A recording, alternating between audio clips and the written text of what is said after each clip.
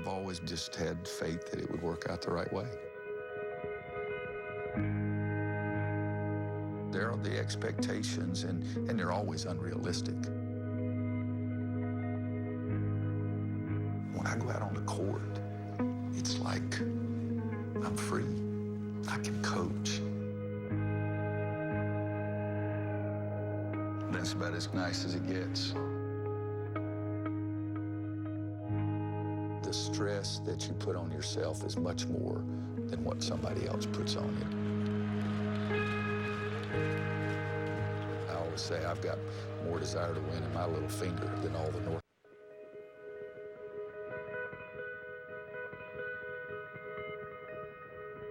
I've always just had faith that it would work out the right way.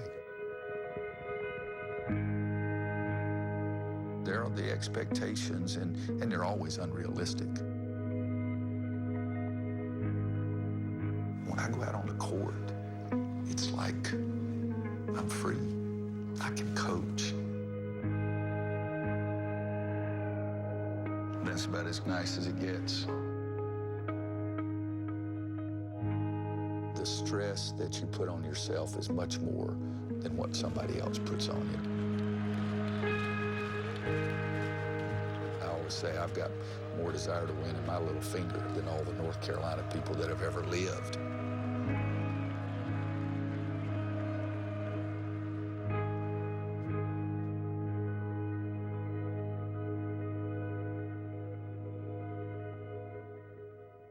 Oh my God, I'm telling my stories. We had some really fancy furniture here, but Wanda said since you were coming that she got out the bad stuff. In case I take it. I'm going to use that line. I'll give you credit for it. I do have some pictures. There's at least one picture in the house of a golf group that he's in. I'll make sure you see it. He did play at one time. Not very well. Hey, you know, when you were a kid and you were in the Asheville area, right? In your wildest imagination, did you ever think you'd be going to Carolina? You know, it's crazy, Billy, because I just wanted to be like my high school coach. I'm serious. I wanted to be like him. Right. And I wanted to be a high school coach, and I was for 5 years. And then Coach Smith asked me to come back as part-time assistant, which full-time job, part-time pay is the way he explained it, and he was right. And then I'm making $16,000. Wanda's going to make $14,000. And then Coach Smith asked me to come back for $2,700. And you know, I said, okay. The greatest downward move in your life, right? You know, because I trusted him, and I remember I went in to tell Wanda about it. And I said, we got to have a discussion. Coach Smith has asked me to come back and be the part-time assistant. And she says, what does that mean? And I said, full-time job, part-time pay. And she said, how much pay? And I said, $2,700. And she said, let me get this straight. We're going to make about 30 together this year. We just got a brand new house that's less than a year old. We have a little boy that's just a year old. Scott. She says, okay, when do we leave?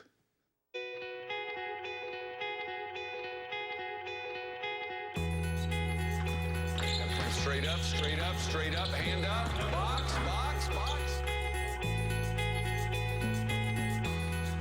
The legacy's unbelievable here.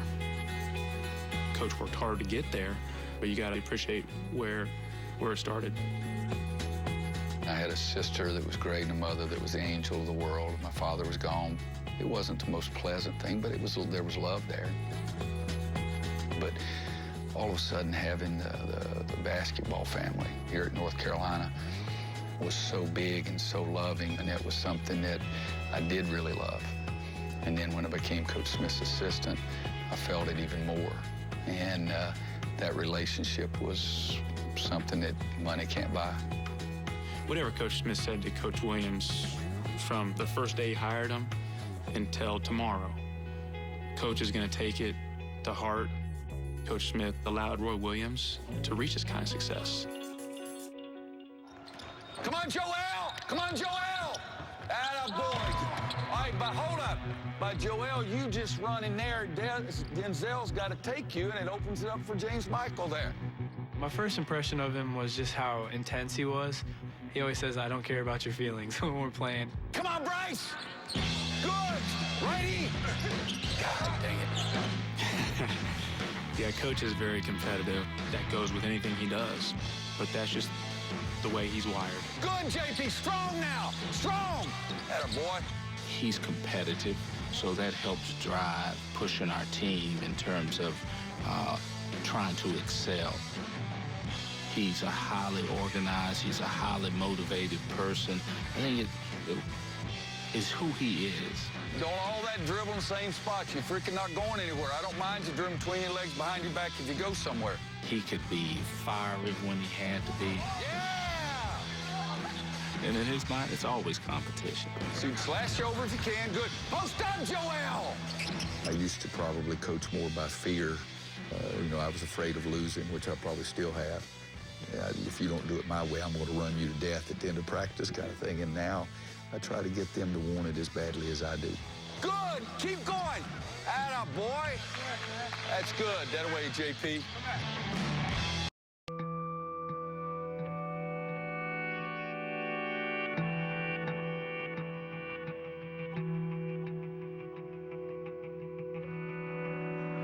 I've seen a lot of basketball at North Carolina. As a student, as a high school coach, as an assistant. I've been in here 5 times. And every time I see something that I didn't see the time before. You want something to laugh at? That was when Wicked Wanda and I were in college. I even have my calculus book in my arm. Now that's funny. I had black hair at one time in my life, as you can see. I remember getting the phone call from the athletic director of Hanover County Schools saying there was a player down there, that Laney, that he thought had a chance to be a big-time player. His name was Mike Jordan. We had 5 days with him, and the first Sunday night, I went back to Eddie Fogler, our other assistant. He said, "Did you see anybody today you liked?" And I said, "I think I saw the best 6'4" high school player I've ever seen." You just look at this list of first-team All-Americans, and the great thing about it is that Tyler Hansbrough was recruited by Sean May, who was recruited by Vince Carter, by Rasheed Wallace, by JR, by Brad, by Michael. So everybody plays here. They've all been recruited by Michael Jordan. 2005, in the locker room, it was our first national championship, but to have Coach Smith in the locker room after the game was one of those special meetings. I told him, I said, "Coach, thank you." And he said, "No, thank you." It's a pretty nice moment.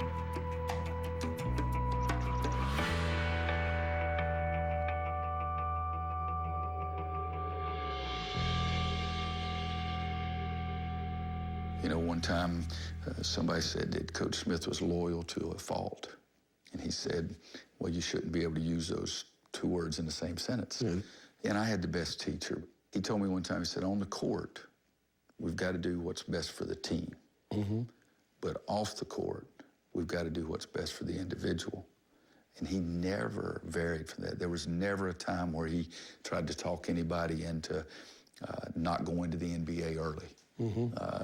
Anything like that. It was always what was best for the individual. And he said one time, he said, if we take care of the team on the court and we take care of the individual off the court, we don't have anything else we need to do. How hard is it?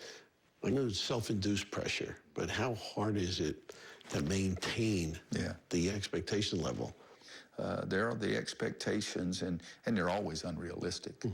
But the stress that you put on yourself is much more than what somebody else puts on you. The first day, we're trying to prepare to win the whole thing, the very first day. And sometimes it's a realistic goal. Sometimes it's not. But even if it's not, I've got to make my kids feel like it is because we're in North Carolina. And so the first day, we're trying to prepare to be the best team. And I tell them, the people in this room are good enough to be there on that last Monday night. Wow, I can see that by the memorabilia too, and the kind of kids you've turned out. You mentioned competitiveness. It gets your juices flowing, doesn't Well, it? it does. And, with me is that Steve Robinson's been with me. I think this is either his 19th or 20th year. Joe Holliday was with me for 20 years. Steve and I were walking to the office door coming up from practice, and he's fiddling with his keys. And I got mine out and put it in. I said, beat you. He said, I didn't know it was a competition. I said, life is a competition every day. It really is. He seems back up. He said, wow.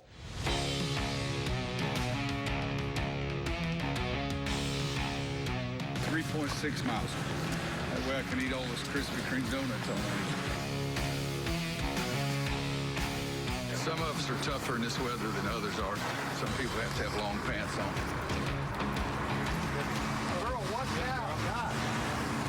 You never look right. We didn't even lose tonight. She was about to run over us. I worry about the state of my body and the state of my mind. All right, you ready? I like pushing myself. I like feeling at the end that I'm almost done.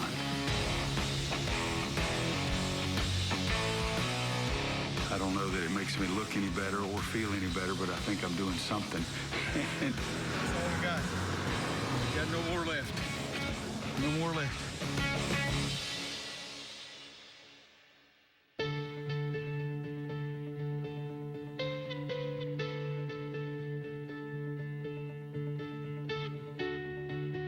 When you sit back and think about how successful he's been and how hard he's worked, it is really amazing. When I played, you could tell he wanted to win a national championship more than anything. Everybody wanted to win for Coach Williams. He went to the Final Four 4 times at Kansas and got to the national championship game twice. Fell short both times. So there's a lot of pressure.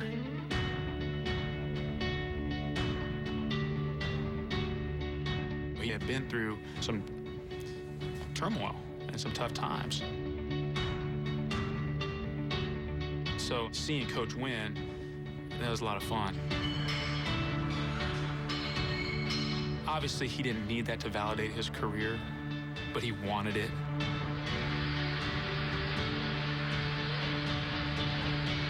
The next day, he started working again for the next one because he just never stops.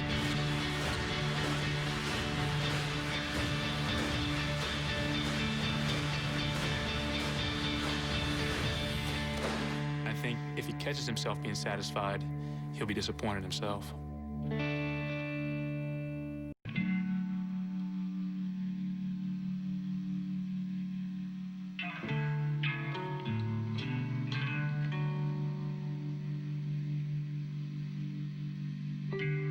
Chapel Hill is the university, and the university is Chapel Hill.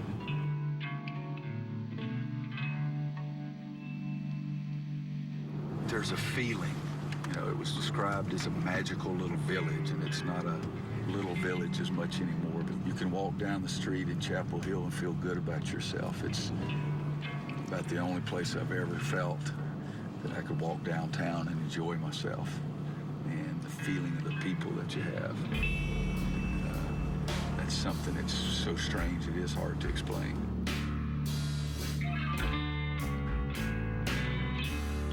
One is Cobb Dormitory. It's where Wanda Williams lived before she was Wanda Williams. 4 years in college, she lived right there. So I made that, we started seeing each other a lot our freshman year, so made that trek through there quite a bit. And this 10-floor dorm right here is where I stayed my first 2 years in college. So I was over here close to the Smith Center before the Smith Center was even an idea. Well, in 2000, when I did not come back to North Carolina, I thought that was out of my life forever. It was a closed issue. And yet 3 years later, I was asked to come back again, and that's something that we never imagined. And she said she believed I was destined to be the coach at North Carolina because I turned it down and still got another chance. I think your personality and your fingerprints on this program, they've been well served. What does it mean to you, your program, your institution, Obviously, to go all the way is sensational, but the build-up to that has to be incredible at an institution like this. You know, when you're a father, when your children are born, you remember that moment. When they do significant things, you remember every moment. But when you're a coach at North Carolina and your dream is winning a national championship, nothing is even close to standing on that stage and listening to one shining moment. And the feeling that you have with those kids, because you know what you've been through and what they've been through. Mm-hmm. If you put $100 million there on the floor and say you can have that, but you've got to forget your feeling that you had standing on the stage in 2005 or 2009, I'd say you can keep the $100 million. Even if I didn't have enough money, I would still say you could keep the $100 million.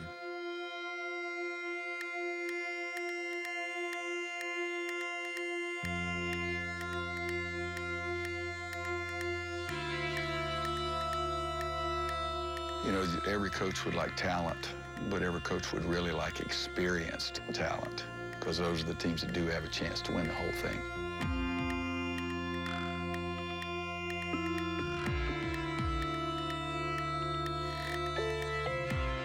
You have to make decisions how much you can push, how much you need to pat on the back, how much you can try to get them to believe that they do have a chance.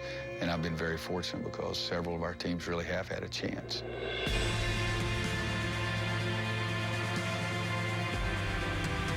The things that you do in preparation to get you there, and now saying, this is it. I have a chance, so go play.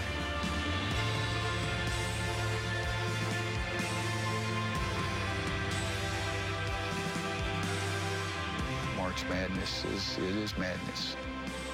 It's what you run in the summer. It's what you run the sprints in the fall. It's what you take care of your body. It's what you get your rest for.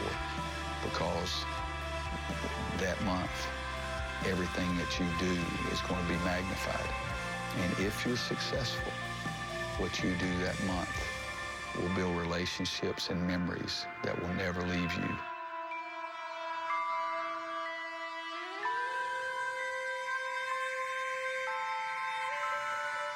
I've been lucky.